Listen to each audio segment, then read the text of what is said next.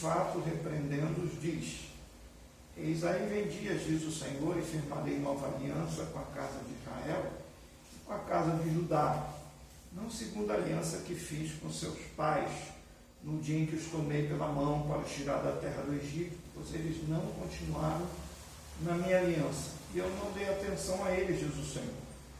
Porque esta é a aliança que farei com a casa de Israel depois daqueles dias, diz o Senhor. Imprimirei as minhas leis na mente deles e as escreverei sobre o seu coração. Eu serei o seu Deus e eles serão meu povo. E não ensinará jamais cada um o seu próximo, nem cada um o seu irmão, dizendo: Conheço o Senhor, porque todos me conhecerão, desde o menor até o maior deles. Pois para com as suas iniquidades usarei de misericórdia, e dos seus pecados jamais me lembrarei. Quando ele diz nova aliança, torna antiquada a primeira. Ora, aquilo que se torna antiquado, envelhecido, está prestes a desaparecer. Querem? Vamos orar? Pai, fala ao nosso coração, que tua palavra seja viva, eficaz, mais cortante que a espada afiada dos dois lados, dos dois gumes, que ela possa penetrar profundamente em nossas vidas, em nossos corações, nesta manhã, Senhor, transformando, Senhor, e que possamos sair transformados da tua casa, pelo poder da tua palavra e pelo poder do teu Espírito. Por tudo te agradecendo nesta manhã. Teu santo nome, em nome de Jesus. Amém e amém. Quero lembrar vocês que nesses dias de pandemia, Deus tem falado nos nossos corações, né, e trazido palavras a respeito daquele julgamento parcial na Babilônia, né? O povo de Deus, levando o povo de Deus à Babilônia, e foi um juízo parcial, e naqueles dias, deixa eu ajeitar aí, ajeitou?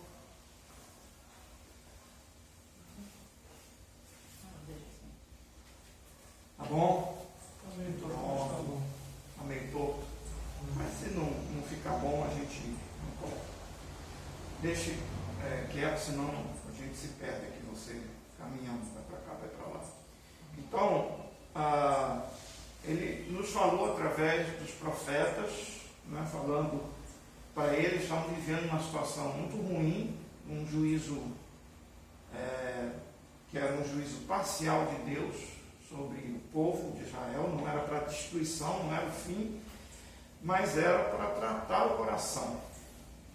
E naquela situação tão ruim, nós vemos ele usando o profeta Ezequiel, usando outros profetas para Jeremias, né, como está aí, para fazer com que o povo de Israel pudesse saber aquilo que Deus estava desagradando, né, do que eles estavam fazendo, e falando da antiga aliança, que aquela aliança ela não servia mais, ela estava quebrada. E por isso vem esta palavra que diz: e aí vem dias que eu firmarei uma nova aliança com a casa de Israel. Então, no meio de toda aquela situação ruim, daquele juízo parcial de Deus sobre a nação de Israel, Deus transforma aquela situação ruim numa situação em que ele traz uma nova aliança, ele renova, ele refaz.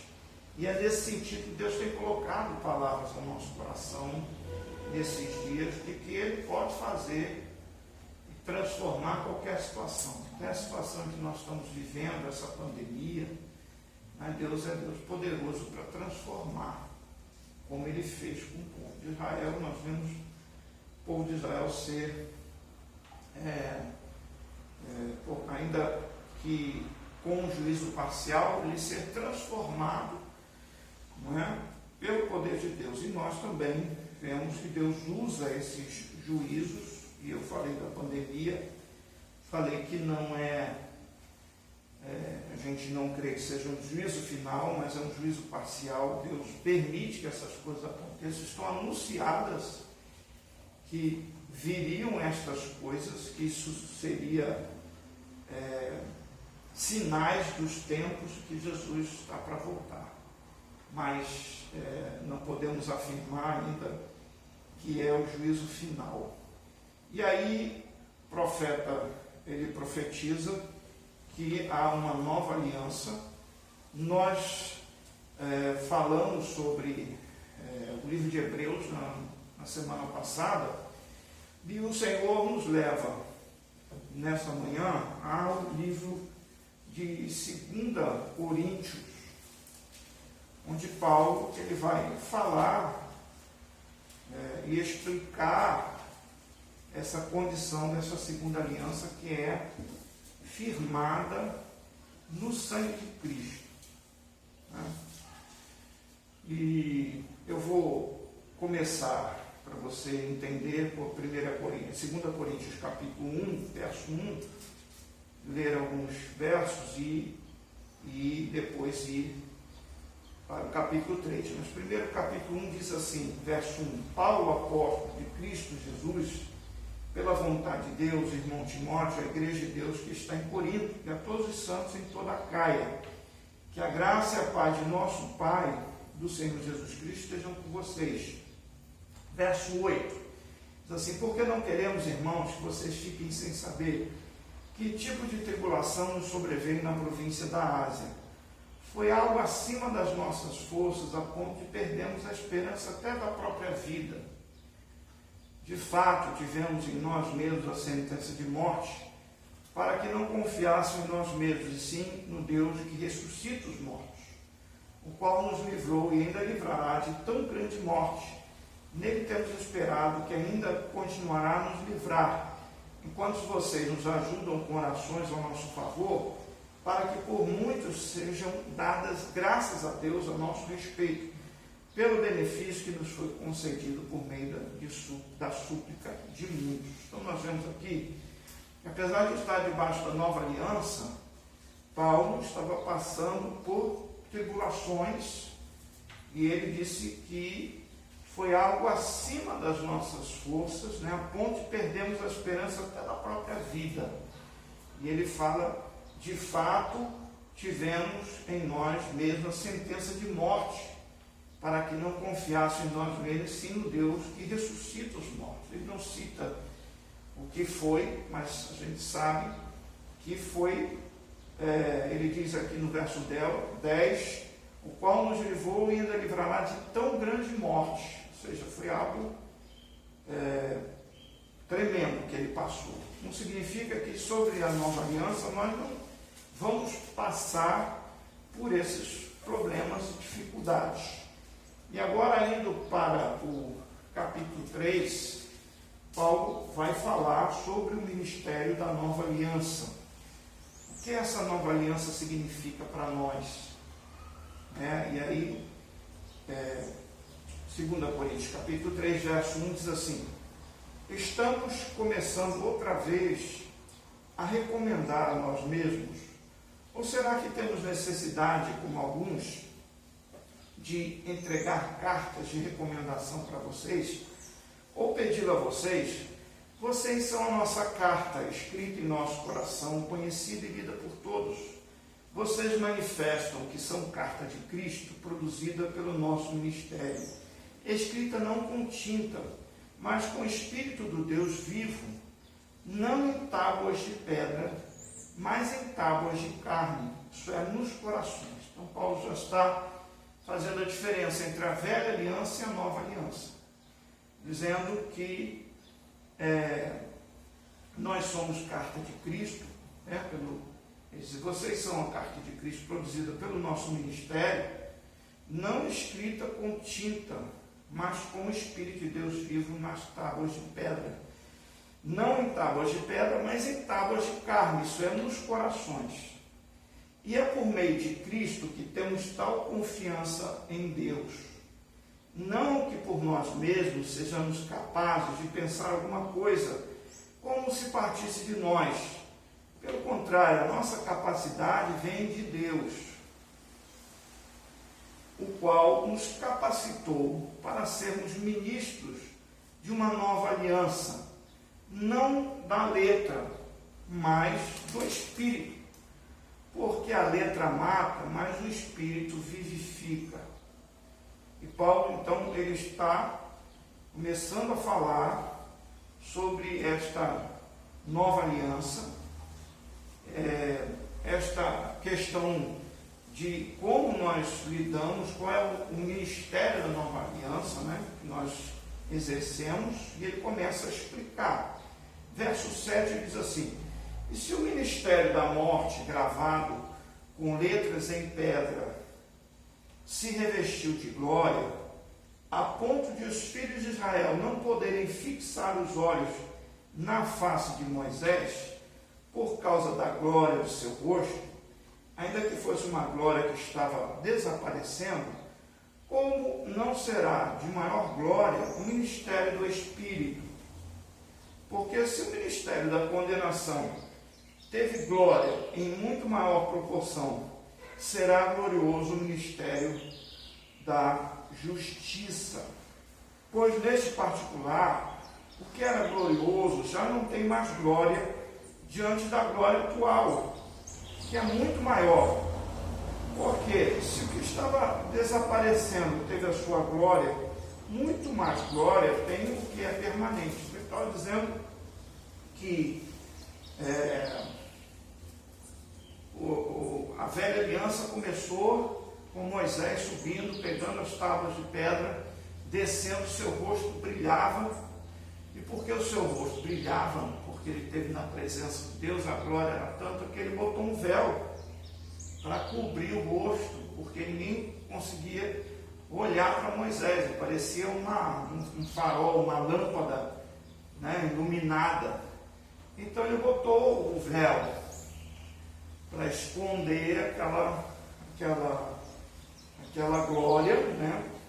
E a partir daí ele disse: se esse ministério e essa aliança começou com essa glória que humanamente parece ser tremenda, quanto maior glória não vai ser e ter esta nova aliança que é firmada no Espírito Santo. E ele vem falando, continuando falando em verso 12. Tendo, pois, tal esperança, agimos com muita ousadia. E não somos como Moisés, que punha o véu sobre o rosto, para que os filhos de Israel não pudessem fixar os olhos no fim daquilo que estava desaparecendo. Porque o que aconteceu? Que, com o passar do tempo, aquela glória, ele já não estava mais naquela presença tão especial lá em cima do monte, e foi apagando, né, o rosto dele. Como é que isso acontece? A gente não sabe, como também não sabe. Eu vi esses dias uma pregação de Billy Graham, que foi um dos maiores evangelistas, né, do século XX, Bunde no século XVIII, XIX e Billy Graham no século XX. E ele falando na pregação dele que ele não conseguia compreender tudo que se refere à nova aliança, à salvação. A gente não consegue compreender com a nossa mente tudo que está envolvido e tudo que o Senhor fez para nos salvar, para tirar da condição que nós estávamos. Mas era necessário essas alianças, era necessária a antiga aliança. E olha o que ele continua dizendo aqui. Vou voltar aqui um pouquinho, verso 13. E não somente como Moisés, que punha o véu sobre o rosto, e não somos como Moisés, que punha o véu sobre o rosto, para que os filhos de Israel não pudessem fixar os olhos no fim daquilo que estava desaparecendo. Mas a mente deles se endureceu. Olha aí. Então a mente pode endurecer também, né? Pois até o dia de hoje, o mesmo véu permanece sobre a leitura da antiga aliança. Não foi tirado, pois só em Cristo ele é removido. É tremendo, porque está dizendo, Moisés botou aquele véu porque o rosto dele resplandecia. Depois ele não tirou o véu, mesmo que o rosto dele não tinha mais aquela glória, né, para não mostrar que ele estava, a glória tinha desvanecido, tinha ido embora. Continuou usando o véu. E Paulo está dizendo que esse véu, né, ainda está posto sobre a antiga aliança, sobre aqueles que creem na antiga aliança, os judeus, ele está falando aqui. Verso 14, mas a mente deles se endureceu, pois até o dia de hoje o mesmo véu permanece sobre a leitura da antiga aliança, pois não foi tirado, pois só em Cristo ele é removido. Então, só Cristo pode nos dar o verdadeiro significado. Ele diz, eu sou o caminho, a verdade, a vida, ninguém vem ao Pai senão por mim. O verdadeiro significado de tudo que nós vivemos, da nossa vida, daquilo que nós passamos, está em Cristo. E ele diz ainda que a gente pode ter uma mente endurecida e com o véu, né, e vidas não conseguem entender e captar, né, aquilo que Cristo é. E é só em Cristo que esse véu é tirado. Verso 15. Mas até hoje, quando Moisés é lido, o véu está posto sobre o coração deles.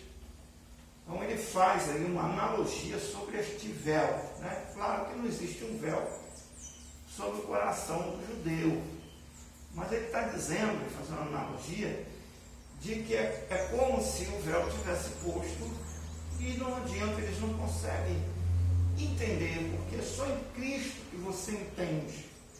E a coisa é tremenda, por isso que eu estou tentando mostrar a você, trazendo todas as consequências de tudo que o Senhor fez, usando os profetas, falando quando eles estavam desanimados. Não fiquem desanimados se vocês estiverem como esses ossos secos, estão dizendo, não tem mais jeito, eu vou tirar vocês da sepultura, eu vou trazer vocês de volta, da esperança para vocês. E ele fez isso, né? Ele disse, vou levá-los de volta para a terra. Era necessário fazer isso, era necessário estas coisas que eram sombras de Cristo, porque Cristo precisava vir. 600 anos depois vem o Senhor e cumpre tudo isso. Mas ele está dizendo que até hoje o véu ainda está posto. Tem pessoas que não conseguem entender, tem igrejas que procuram trazer as coisas da velha aliança, que não conseguem entender, né, como uma boa, como diz, uma boa ideia, talvez até no sentido de atrair as pessoas, porque o ser humano gosta dessas coisas, desses símbolos e tudo mais. Mas ele está dizendo que essa aliança ela é superior, e nessa manhã pode parecer um pouco denso que a gente vai falar, mas isso tudo tem a ver com o que Cristo faz na nossa vida, e nós precisamos entender o que é a nova aliança. Entender. Paulo parou para entender, gastou tempo lá na Arábia, como ele mesmo disse, 3 anos para refazer a cabeça dele, para pensar a respeito do que ele tinha aprendido como judeu, e agora a nova experiência com Cristo, porque ele era perseguidor de Cristo. Ele foi contra Cristo, ele entrava nas casas, ele mandava matar, até que o Senhor apareceu a ele, tirou o véu. Isso que ele está dizendo, tirou o véu. E eu mudei a minha vida. Ele diz, então ele pôde refazer a cabeça dele, o que significava esta nova aliança. E que o Senhor ele possa nos mostrar nesta manhã o que significa para nós esta aliança. Né? E ele vai continuar falando, vou lendo devagarzinho aqui, mas são coisas que são base para nós. Ele está falando para a igreja lá de Corinto, mas ele está falando também, como nós lemos no começo, para todos os crentes. Né? Ele diz aqui que ele fala a igreja de Deus que está em Corinto e a todos os santos em toda a Caia. Então nós podemos nos aproveitar de tudo que ele está falando aqui e entender, e pedir ao Senhor entendimento nessa época, sabe? Que aliança é essa? Né? E se estamos fazendo aquilo que o Senhor quer, ou se estamos, e temos que pedir a Ele esclarecimento, que abra a nossa mente, o nosso coração. Então ele diz assim, verso 15: mas até hoje, quando Moisés é lido, o véu está posto sobre o coração deles. Quando, porém, alguém se converte ao Senhor, o véu é tirado. Olha aí. Este Senhor é o Espírito. E onde está o Espírito do Senhor, aí há liberdade. Essa é tão conhecida, né? E todos nós, com o rosto descoberto, contemplando a glória do Senhor, somos transformados de glória em glória, na sua própria imagem, como pelo Senhor, que é o Espírito. Amém? Então, nós somos transformados, nós estamos sendo transformados, e é o Senhor que faz isso, é o Espírito de Deus que nos vai moldando a imagem de Cristo. Aí ele fala em tesouros em vasos de barro, outro conceito que nós temos que ter, né?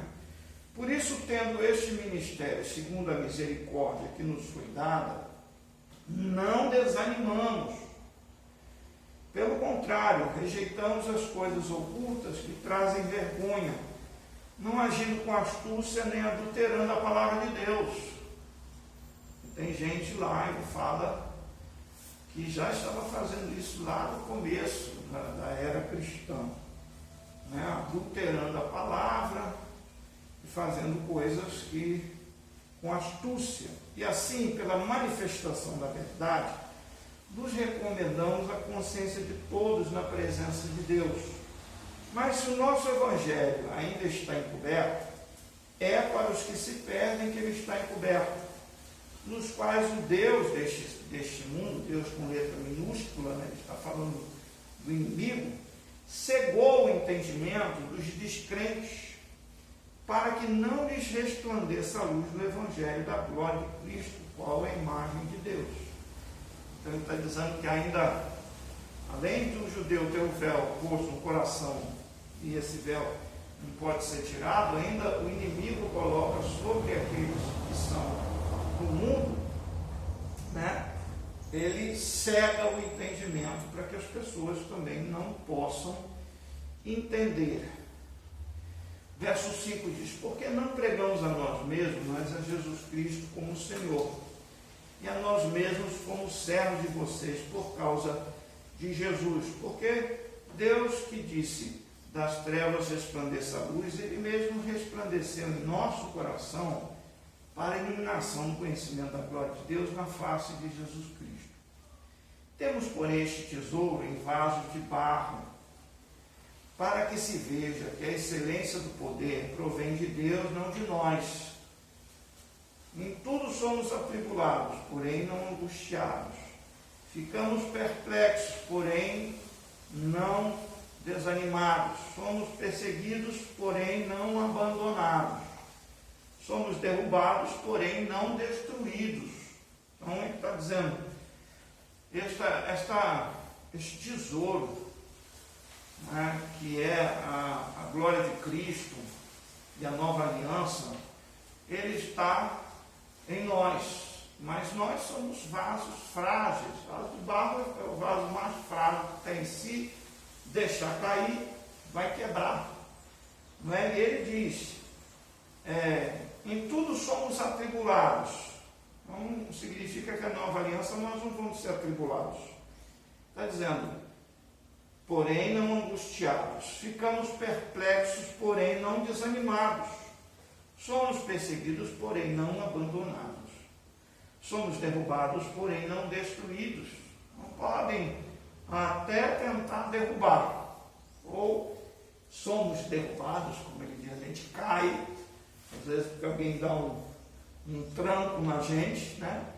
Alguém arma alguma coisa para nós, porém nós não somos destruídos porque o Senhor, Ele está conosco, Ele não permite. Levamos sempre no corpo o morrer de Jesus, para que também a vida dele se manifeste em nosso corpo. Porque nós que vivemos somos sempre entregues à morte por causa de Jesus, para que também a vida de Jesus se manifeste em nossa carne mortal, de modo que em nós opera a morte, em vocês a vida. Tendo, porém, o mesmo espírito de fé, como está escrito, eu criei, por isto falei. Também nós cremos e por isso também falamos, sabendo que aquele que ressuscitou o Senhor Jesus também nos ressuscitará com Jesus e nos apresentará juntamente com vocês, porque tudo isto é para o bem de vocês, para que a graça, multiplicando, se torne abundante as ações de graças por meio de muitos, para a glória de Deus. Então, Paulo está dizendo que nós podemos sofrer estas coisas, mas o Senhor está no controle de tudo. Isto tudo para que a gente possa, no final, glorificar a Deus, ser, como ele diz, para que a graça, multiplicando, se torne abundante em ações de graças, que as pessoas possam ver isso em nós. Por isso, verso 16 aí do capítulo 4, quem perdeu aí o capítulo 4, verso 16. Por isso não desanimamos. Pelo contrário, mesmo que o nosso ser exterior se desgaste, a gente possa ficar cansado, doente, né? O nosso ser interior se renova dia a dia, porque a nossa leve e momentânea tribulação produz para nós um eterno peso de glória. Nós temos que saber isso, acima de toda comparação, na medida em que não olhamos para as coisas que se veem, porque as coisas que se veem são temporais, mas as que não se veem são eternas. Então, está dizendo, então, não desanimamos, porque nós não estamos olhando com os nossos olhos humanos. Humanamente falando, a gente pode desanimar, não é? A pandemia, a falta de alimento, os preços estão subindo, não é? A ideia é que isso possa piorar ainda, até melhorar, talvez até o ano que vem, metade do ano que vem. E Paulo está dizendo, nós não desanimamos porque nós não estamos olhando quantos estão doentes, quantos vão ficar, nós estamos olhando a economia, nós não estamos olhando a saúde, nós estamos olhando para aquele que é eterno, né? Porque as coisas que se veem são temporais, mas as que não se veem são eternas, ok? Então, na medida que não olhamos, verso 18, não olhamos para as coisas que se veem, mas para as que não se veem. Paulo está dizendo, nesta nova aliança, nós não podemos estar olhando para as coisas naturais, terrenas, mas nós temos que saber que mesmo a nossa tribulação momentânea produz para nós um eterno peso de glória. E ele diz, pois sabemos que a nossa casa terrestre, deste tabernáculo, que se a nossa casa terrestre, deste tabernáculo, se desfizer, temos da parte de Deus um edifício, uma casa não feita por mãos humanas, eterna nos céus. Ou seja, se a casa terrestre deste tabernáculo, está falando do que? Está falando do corpo, né? Do nosso corpo. Se a gente se desfizer, tendo da parte de Deus um edifício, uma casa não feita por mãos humanas, eterna nos céus. Verso 2. E por isso, neste tabernáculo, gememos, desejando muito ser revestido da nossa habitação celestial. Ou seja, a gente já quer estar com Cristo. Quem quer estar com Cristo aqui? Amém. A gente pede, né? Senhor, às vezes gememos, às vezes passamos por tribulações, né? Então, nós queremos estar com Ele, né? Se de fato formos encontrados vestidos, não nus, pois nós, os que estamos neste tabernáculo, gememos angustiados. Já passou por gemidos, angústias, todos nós passamos, Paulo está dizendo, ele também passa. Não por querermos ser despidos, mas revestidos para que o mortal seja absorvido pela vida. Ora, foi o próprio Deus quem nos preparou para isto, dando-nos o penhor do Espírito. Por isso temos sempre confiança e sabemos que enquanto no corpo estamos ausentes do Senhor, porque andamos por fé e não pelo que vemos. Sim, temos tal confiança e preferimos deixar o corpo e habitar com o Senhor. Então ele está dizendo, quando estivermos aqui neste corpo, não podemos estar na presença dele. Deus é Espírito. Então, ele diz, estamos ausentes do Senhor enquanto andamos aqui, porque nós andamos por fé. O que é fé? Fé é a certeza das coisas que nós não vemos. Então, andamos por fé que Deus está conosco, mas estamos nesse corpo carnal, né?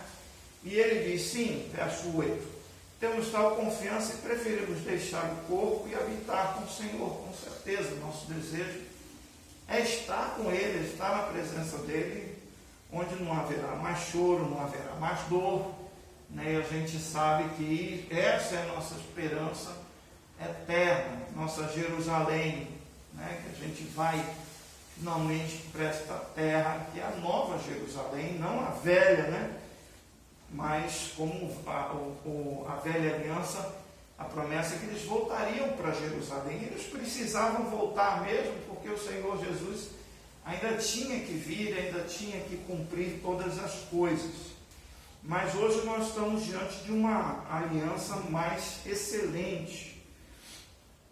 Então ele diz, verso 9, é por isso que também nos esforçamos para ser agradáveis a Ele, quer presentes, quer ausentes. Porque é necessário que todos nós compareçamos diante do tribunal de Cristo, para que cada um receba segundo o bem ou mal que tiver feito por meio do corpo. E assim, conhecendo o temor do Senhor, procuramos persuadir as pessoas, mas somos plenamente conhecidos por Deus e espero também sejamos reconhecidos na consciência de vocês. Não queremos novamente nos recomendar a vocês. Pelo contrário, estamos dando uma oportunidade para vocês se orgulharem por nossa causa, para que tenham que responder aos que se gloriam na aparência e não no coração.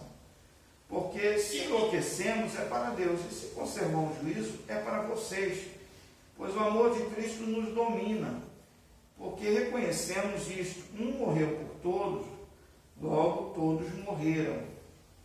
E ele morreu por todos, para os que vivem, não vivam mais para si mesmos, mas para aquele que por eles morreu e ressuscitou.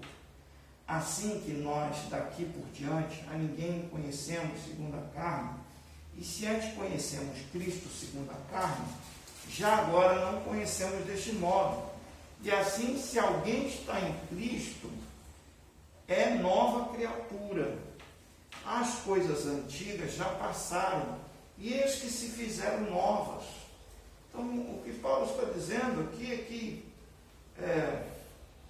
esta solução de Deus para a quebra da aliança do Antigo Testamento é tremenda, porque nós agora vivemos numa glória maior, que não se desvanece, porque ela tem um penhor do Espírito Santo, e ele está em nós. E ele está dizendo que nós devemos ter esse esclarecimento. Nós devemos pedir a Deus que nos mostre, que tire o véu, se ainda há algum véu, se ainda há alguma coisa, porque às vezes nós ficamos presos em coisas do passado, né? E Deus, Ele quer tirar essas coisas, mostrando você uma excelência no meio de um caos, no meio de uma pandemia lá em Israel, uma quebra de aliança, uma busca de outros deuses, tudo ruim, Jeremias se lamentando, né, como nós falamos. Na 7ª lamentação, Deus transforma a lamentação em júbilo, dizendo: eis que vem novos dias, eu vou trazer uma nova aliança, eu vou fazer algo tremendo. Então, que nós possamos buscar em Deus isto e que Ele vá nos abrindo cada vez mais o entendimento, não fique o véu, né, mas esse entendimento para que a gente possa entender toda a grandeza, não é? E às vezes nós temos uma ideia errada do que é o cristianismo, né? O que é seguir a Cristo, porque muitos falam muitas coisas e às vezes ensinam errado, como muitos lá entravam para ensinar que eles tinham que se tornar judeu, e Paulo teve que ir a Jerusalém para dizer para os apóstolos que isso era uma aberração. Ora, nós não conseguimos cumprir esta antiga aliança, como vocês vão colocar esse peso sobre o gentio? Eles não precisam disso, precisam se circuncidar, eles não precisam voltar à velha aliança, eles precisam se firmar nessa nova aliança. Então nós vemos toda a preocupação do apóstolo Paulo, né, sobre essa questão de termos a mente esclarecida, de podermos, talvez se acha aqui em Gálatas, ele fala sobre isso, sobre esta questão que a antiga aliança, ela traz, deixa eu ver se é Gálatas 3:10, deixa marcadinho aí, nós estamos no capítulo 5, mas vem aqui em Gálatas 3:10, que o apóstolo Paulo está dizendo, deixa eu ver se é isso mesmo, aqui ó, ele diz assim: pois todos que são das obras da lei estão debaixo de maldição. Olha aí o que ele está falando. Vamos subir um pouquinho para você entender, verso 6 aqui. Tá? É o caso de Abraão, que creu em Deus, isso lhe foi atribuído para a justiça. Saibam, portanto, que os que têm fé, que são filhos de Abraão. Ora, tendo as Escrituras previsto que Deus justificaria os gentios pela fé, anunciou o Evangelho a Abraão, dizendo: em você serão abençoados todos os povos.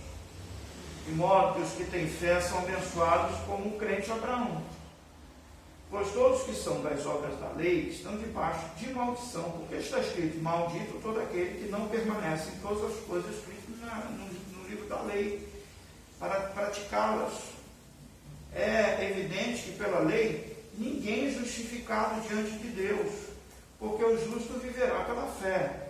Ora, a lei não procede de fé, mas aquele que observar os seus preceitos, por eles viverá. Cristo, então ele está dizendo que a lei não precisa de fé na lei. O que tem que fazer? Diz que o jovem foi ao Senhor, lá o jovem rico, e disse que: Senhor, o que eu tenho que fazer para ganhar a vida eterna? Então, ele disse: cumpre os mandamentos, né? E ele disse: eu já cumpro tudo. Aí ele disse: então vamos examinar a sua vida. Ele viu que ele era muito rico e disse: vai, vem tudo que você tem e me segue. E ele ficou triste e saiu, porque na verdade ele errou no primeiro mandamento. Olha aí, amar a Deus sobre todas as coisas. O Senhor estava chamando ele e ele disse: não posso, porque eu sou rico, não vou dar a minha riqueza. Então ele botou Deus Mamon em primeiro lugar, já estava errando. E conseguiu por fazer, ninguém conseguiu, né, ser justificado. Ora, a lei não procede de fé, mas aquele que observa os seus preceitos, por ele viverá. Verso 13 diz: Cristo nos resgatou da maldição da lei. Está dizendo, essa lei não servia, era uma maldição, porque se você tem que cumprir, e ninguém conseguiu cumprir, não é? Só Cristo conseguiu cumprir, né? Então diz, ele foi no nosso lugar, porque está escrito, maldito. Então ele diz, Cristo nos resgatou da maldição da lei, verso 13, fazendo-se ele próprio maldição em nosso lugar. Porque está escrito, maldito todo aquele que for pendurado em madeiro, para que a bênção de Abraão chegasse aos gentios em Cristo Jesus, a fim de que recebêssemos pela fé o Espírito prometido. Então é isso que ele está dizendo. A lei, ela na verdade, ela traz maldição, porque ninguém consegue cumprir a lei. Mas o ser humano, ele sempre está tentando se justificar por obras. Né? Nós vemos volta e meia tentando voltar à antiga aliança. E Paulo está esclarecendo, não é pela lei, não é por obras, é pela fé em Cristo. É se apropriar das coisas de Cristo. Pedir ao Senhor para tirar o véu, se ainda há algum véu, um erro de interpretação do que é seguir a Cristo, que é a nova aliança. Muitas vezes você acha que venha para Jesus e pare de sofrer. Esse era o slogan da igreja para chamar os novos. Venha para Jesus e pare de sofrer. Como vai parar de sofrer se o Senhor Jesus disse, no mundo vocês vão passar por aflições, mas tem de bom ânimo, eu venci o mundo. Então, se você vem pensando que não vai passar por aflições no Evangelho, nessa nova aliança, você está enganado, você vai se desiludir com esta promessa errada. E às vezes nós vivemos assim, achando que em Cristo tudo tem que dar certo. Eu fiz questão de ler para você o apóstolo Paulo dizendo, chegou um tempo, lá no início da carta, que nós desesperamos da própria vida. Vou dizer que foi em Éfeso, ele teve que lutar, não é? Quase foi morto. E ele diz, tudo atribulados, mas nós não somos destruídos. Ora, aí ele entra nessa questão aqui do Ministério da Reconciliação. Nós temos ainda uns minutinhos. Ele diz, olha, verso 18, de capítulo 5. Ora, tudo isso provém de Deus, que nos reconciliou consigo mesmo, por meio de Cristo, e nos deu o Ministério da Reconciliação, a saber que Deus estava em Cristo reconciliando consigo o mundo, não levando em conta os pecados dos seres humanos e nos confiando a palavra da reconciliação. Portanto, somos embaixadores em nome de Cristo, como se Deus exortasse por meio de nós, em nome de Cristo. Nós pedimos que vocês se reconciliem com Deus. Aquele que não conheceu o pecado, Deus o fez pecado por nós, para que nele fôssemos feitos justiça de Deus. E nós, na qualidade de cooperadores com ele, também exortamos que vocês não recebam em vão a graça de Deus, porque ele diz, no tempo aceitável escutei você, e no dia da salvação eu socorri. Eis agora o tempo oportuno, eis agora o dia da salvação. Não queremos dar nenhum motivo de escândalo em coisa alguma, para que o ministério não seja censurado. Pelo contrário, em tudo nos recomendamos a nós mesmos, como ministro de Deus, na muita paciência, nas aflições. Olha aí. Pelo contrário, em tudo nós recomendamos a nós mesmos, como ministro de Deus, na muita paciência, nas aflições, nas privações. Às vezes, vemos privações. Paulo disse, tinha vezes que eu não tinha o que comer, né? Passei fome, né? Tinha vezes que eu não tinha por que vestir. Passei o quê? Frio. Né? Em vigílias, muitas vezes, né? Em jejuns, muitas vezes, assim, nas privações, nas angústias. Verso 5, nos açoites, nas prisões. Será que você resistiria se você fosse preso aí por causa de Cristo? Nos tumultos, nos trabalhos, nas vigílias, nos jejuns, na pureza, no saber, na paciência, na bondade, no Espírito Santo, no amor não fingido, na palavra da verdade, no poder de Deus, pelas armas da justiça, tanto para atacar como para defender, por honra e por desonra, por infâmia e por boa fama, como enganadores e sendo verdadeiros, chamando ele de um embusteiro, de enganador, dizendo que ele não era apóstolo coisa nenhuma, né? E ele dizendo, não, mas eu sou verdadeiro, estão me chamando de enganador. Como desconhecidos, mas sendo bem conhecidos, como se estivéssemos morrendo, mas eis que vivemos, como castigados, porém não mortos, como entristecidos, mas sempre alegres, como pobres, mas enriquecendo a muitos, como nada tendo, mas possuindo tudo. Ó Coríntios, temos falado com toda franqueza, estamos de coração aberto para vocês. Nosso afeto por vocês não tem limites, vocês é que estão limitados em seu afeto por nós. Ora, como justa retribuição, e falo a vocês como a filhos, peço que também vocês abram o seu coração para nós. Então, não é amor por amor, diz assim, eu amo vocês, né, e não faço nada. Não, a primeira carta, Paulo diz, olha, tem alguém aí que está tendo relações com a madrasta, e vocês não vão fazer nada. Entregue esse homem, bota ele para fora da igreja, entregue ele nas mãos de Satanás. Na segunda carta aqui, ele vai falar, né, a gente pulou, estava falando, o homem, ele deixou o pecado, e ele estava triste, e aí ele diz agora vocês vão lá e tragam ele de volta, porque se ele abandonou o pecado, então ele pode ficar ligado no corpo. Ele só não pode ficar ligado no corpo se ele estiver em pecado, senão o corpo todo vai estar em pecado. É isso que Paulo diz. Então, dizendo, eu amo vocês, mas eu sou como pai. Se precisar entrar, não é? Para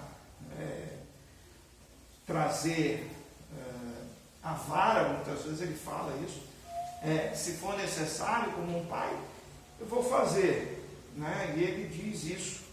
Abra o seu coração para nós. Não se põe em julgo desigual com os descrentes, pois, verso 14, que sociedade pode haver entre a justiça e a iniquidade? Ou que comunhão existe entre a luz e as trevas? Que harmonia pode haver entre Cristo e o maligno? Ou que união existe entre o crente e o descrente?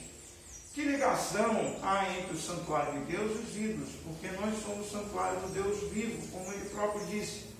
Habitarei e andarei entre eles, serei o seu Deus e eles serão meu povo. Por isso o Senhor diz, saiam do meio deles e separem-se deles, não toquem coisa impura, e eu os receberei.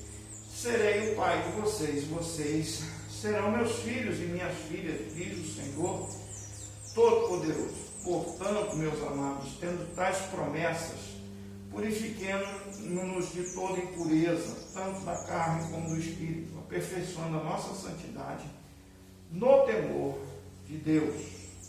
Né? Então, ele fala todas estas coisas, nos mostra o que é esta nova aliança no Senhor é tremenda, é por fé, né?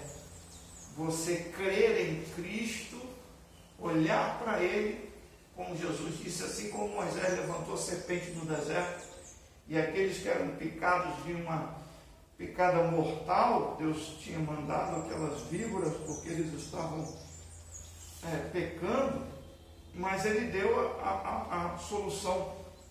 Moisés faz uma cobra, né, de bronze, pendure uma madeira, e todo aquele que olhar para ela será curado da ferida mortal. Isso tudo figura do que Cristo fez. Quando perguntaram para ele, Jesus diz: assim como Moisés levantou a serpente do deserto, assim também aquele que, quando eu for levantado, eu vou atrair a muitos. Então, vão olhar para ele e vão ser iluminados. É isso, é pela fé.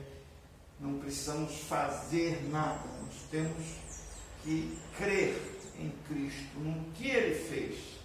E isto tem que ser suficiente para a nossa vida, para que nós possamos andar em transformação, em nova aliança, como o profeta Jeremias falou. A gente vê Hebreus tratando isso como âmago, explicando aos hebreus toda esta diferença, e depois você deve ler mesmo, buscar o entendimento, para você poder viver em meio a isso tudo, a esta pandemia, tantas coisas, e ter esse caminho, como o Senhor disse, você deve buscar um caminho aplainado, um caminho, andar pelas veredas do Senhor.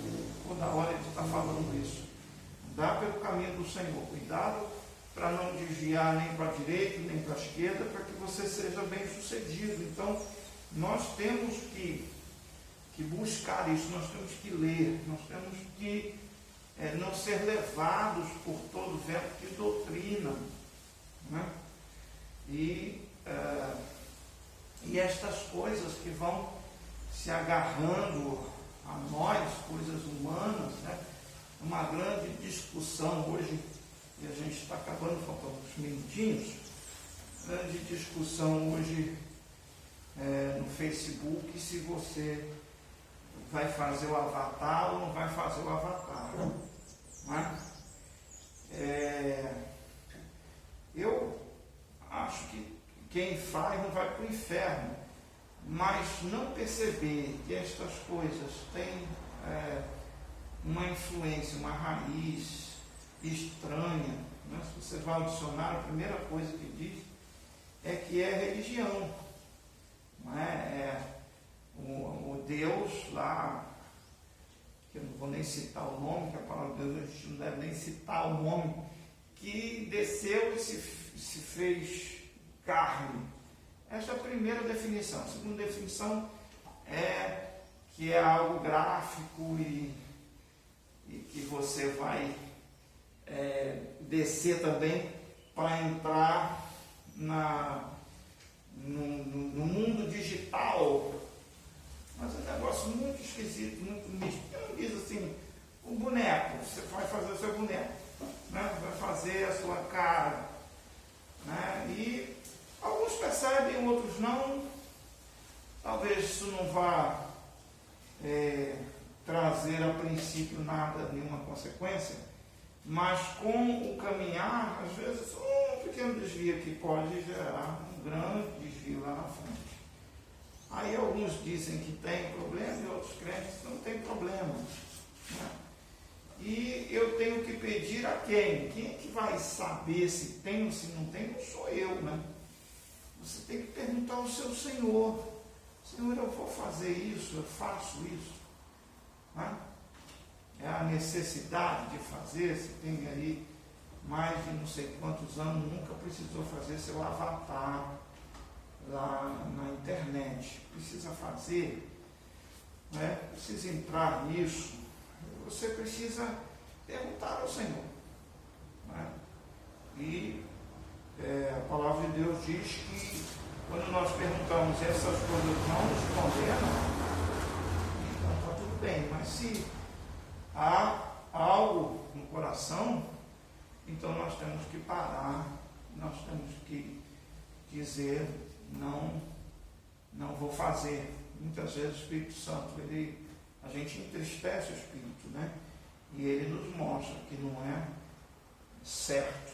Você tem algo escondido, Ele traz à tona. Então, tudo isso nós tiramos da palavra de Deus. Nós temos que nos aprofundar, saber que esta grande obra do Senhor, grandiosa, que o Senhor não teve que fazer, deixar a sua glória, vir a este mundo, morrer, né, ainda com todas estas coisas aí, todos os perigos, né, e a igreja, a palavra de Deus diz que as portas do inferno não prevalecem contra a igreja, né? Há aquele remanescente fiel, e nós louvamos a Deus por isso. Que você possa buscar o Senhor, buscar e pedir ao Senhor que tire, né, o véu, que lhe mostre se há algo que precisa ser ainda recebido no coração, se há coisas que ele precisa trabalhar na sua vida.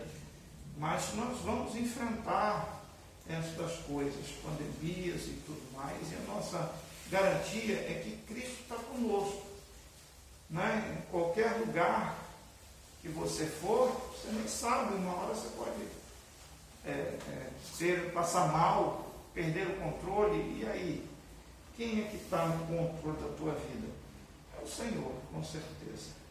Se damos a Ele esta primazia da nossa vida, se você já conseguiu enxergar a Cristo e esse crucificado e crer que Ele é o Filho de Deus, e que quando você crê, o sangue de Cristo lhe limpa, né, purifica de todo pecado. E é nessa manhã que você deve receber isto, né, e Deus falar ao teu coração, porque Ele tem dito estas coisas. Ele quer trazer esperança, e que a gente não esteja colocando os nossos olhos nas coisas que são terrenas, mas nas coisas que são celestiais, e tão grande obra de salvação. Amém?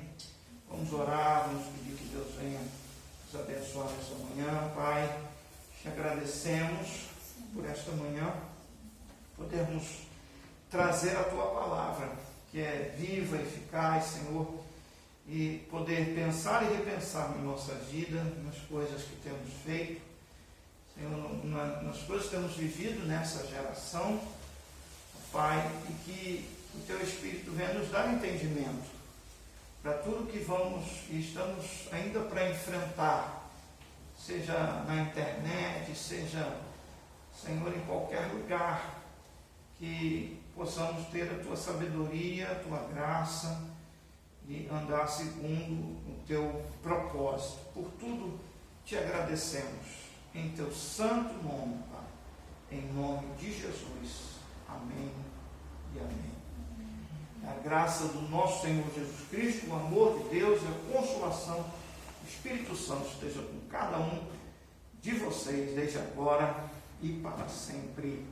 Amém.